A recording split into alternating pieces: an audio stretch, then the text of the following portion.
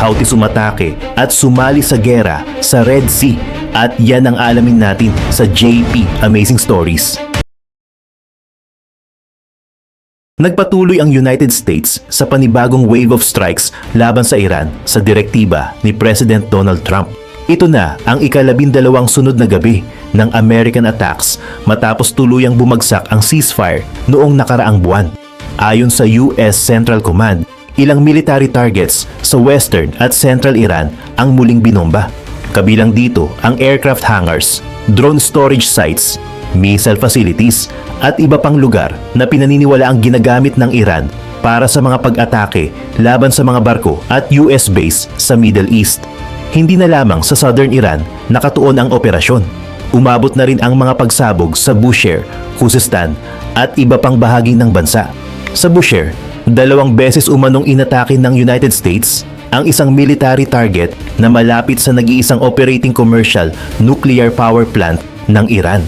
Sa Shalamchey border crossing malapit sa Iraq, 2 tao ang naiulat na namatay at 11 ang nasugatan matapos tamaan ng missile attack. Samantala, nagkaroon din ng air defense activity sa Tehran habang patuloy na lumalawak ang sakop ng mga operasyon. Sinabi ng United States na layunin ng mga pag-atake na pahinain ang kakayahan ng Iran na maglunsad ng missiles at drones, lalo na laban sa mga barkong dumaraan sa Strait of Hormuz. Iginiit din ng US Central Command na magpapatuloy ang kanilang operasyon hanggat may kakayahan ng Iran na bantaang muli ang international shipping. Pero kahit sunod-sunod ang American strikes, ipinakita ng Iran na hindi pa nito nawawala ang kakayahang gumanti. Patuloy pa rin itong naglulunsad ng missiles at drones laban sa US military assets at energy facilities sa mga kalapit na bansa. Habang tumatagal ang digmaan, mas lumalawak ang mga target at mas maraming bansa ang nadadamay. At sa gitna ng ika-12 sunod na gabi ng pag-atake, isa na namang malaking banta ang lumitaw, ang pagpasok ng Houthis sa labanan at ang kanilang pag-atake sa mga Saudi oil tanker sa Red Sea. Mula sa Yemen, agad na kumilos ang Houthis at inangkin ang missile at drone attacks laban sa 2 Saudi oil tanker sa Red Sea. Ayon sa grupo, bahagi ito ng kanilang naval blockade laban sa Saudi Arabia habang patuloy na lumalawak ang conflict sa Middle East. Kinilala ng Houthis ang 2 tanker bilang Enselia at Leila. Kinumpirma ng Saudi Arabia na tinamaan ng Enselia malapit sa Port of Jizan. Nagkaroon ng sunog sa bow ng barko at agad itong nagpadala ng distress call matapos tamaan umano ng missile. Samantala, nanatiling unconfirmed ang sinasabing pag-atake sa Leila. Wala pang malinaw na ulat kung nagtamo rin ito ng damage o kung ligtas ang crew. Pero sapat na ang insidente para magdulot ng panic sa mga shipping companies na gumagamit ng Red Sea route. Mahalaga ang rutang ito dahil milyon-milyong barrels ng Saudi oil ang dinadala sa Yanbu Port upang maiwasan ang Strait of Hormuz. Dahil halos sarado ang Hormuz, ang Red Sea ang naging pangunahing alternatibong daanan ng Saudi Arabia para maipadala ang kanilang langis sa global market. Pero matapos ang pag-atake ng Houthis, pati ang alternatibong rutang ito ay naging delikado. Ilang tanker ang nagbago ng course para umiwas sa Bab el-Mandeb Strait. May mga barko ring may kargang Saudi oil para sa China at India na napilitang bumalik dahil sa banta ng panibagong pag-atake. Ang Bab el-Mandeb Strait ay isang makipot pero napakahalagang shipping route sa Southern Red Sea. Kapag tuluyang naharangan ito ng Houthis, mahihirapan ang mga tanker na makarating sa Suez Canal at Mediterranean Sea. Ibig sabihin, hindi na lang Strait of Hormuz ang problema ng global oil supply. Isa pang mahalagang choke point ang nanganganib na mapasara at parehong konektado ang 2 banta sa lumalawak na conflict ng Iran at United States. Para sa ilang analysts, hindi lang simpleng pag-atake sa Saudi Arabia ang ginawa ng Houthis. Posibleng ginagamit nila ang naval blockade bilang pressure at leverage para tulungan ang Iran sa anumang diplomatic negotiations. Pero habang wala pang malinaw na usapan para tapusin ang digmaan, patuloy ang pagbabago ng ruta ng mga tanker, pagtaas ng shipping costs at pangamba sa panibagong pag-atake. At matapos tamaan ng Enselia, formal nang idineklara ng Houthis ang mas malaking hakbang, ang naval blockade laban sa Saudi Arabia.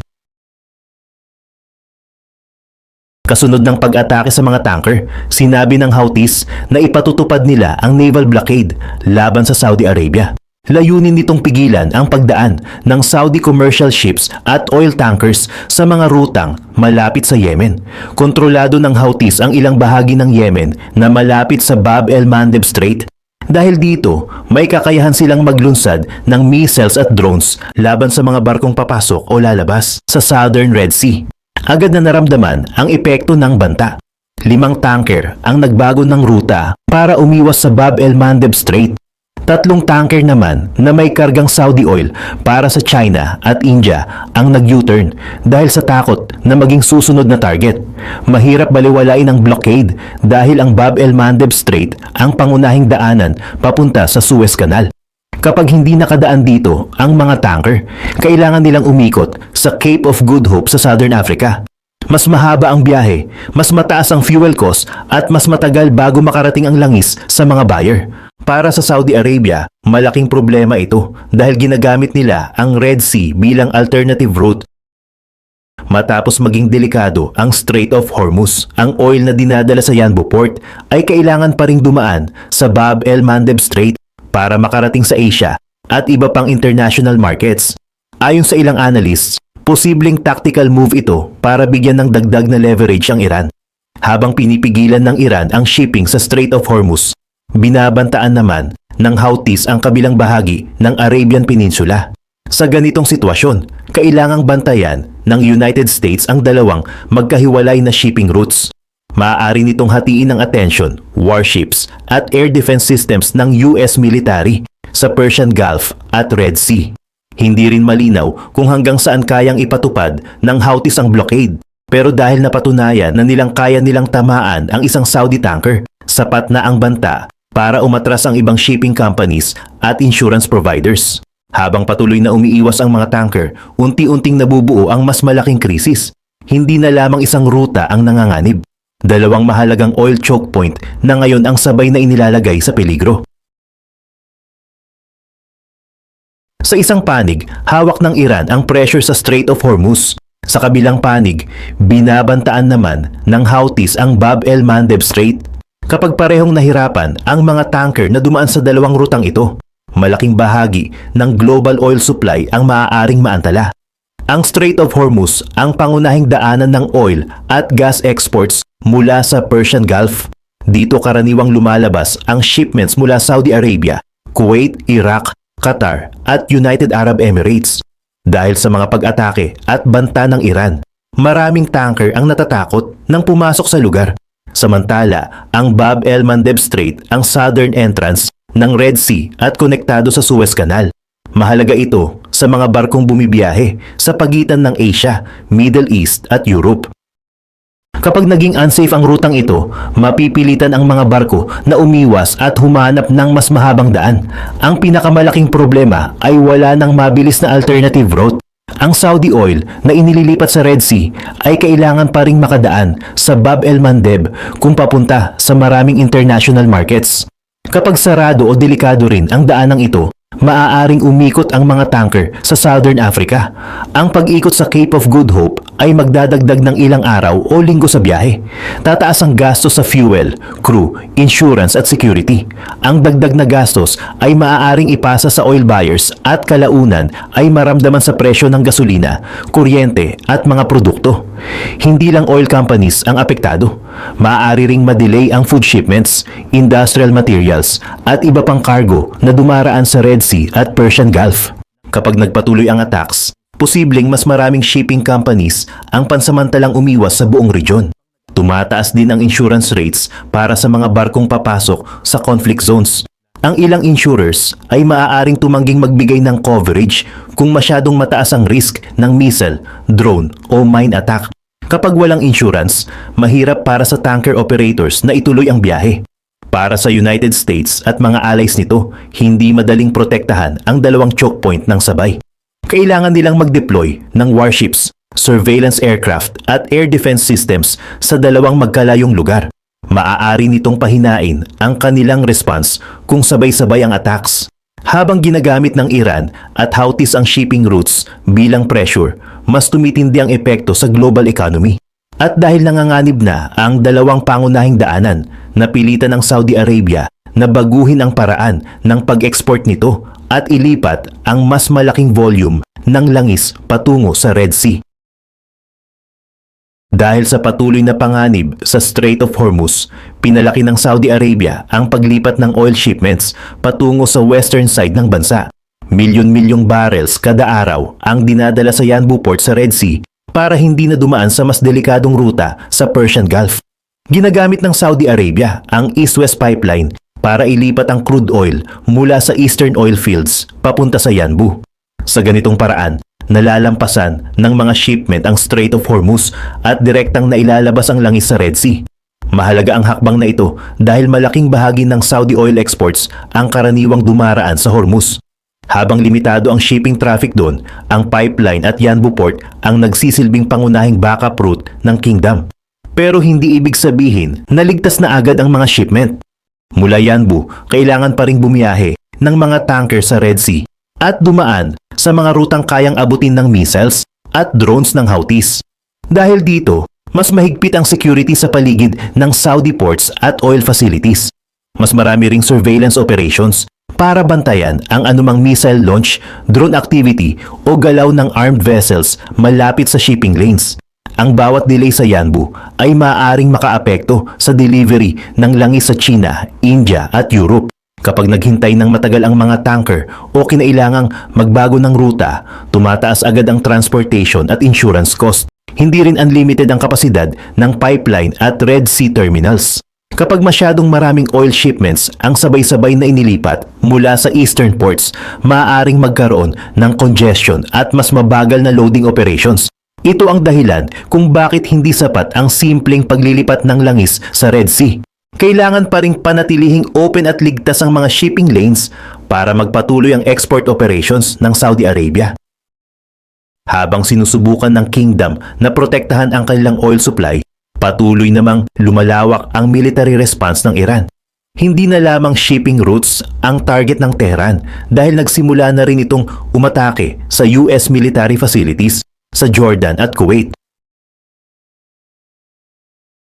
Mula sa shipping routes, inilipat ng Iran ang retaliation sa mga lugar na ginagamit ng United States sa Jordan at Kuwait.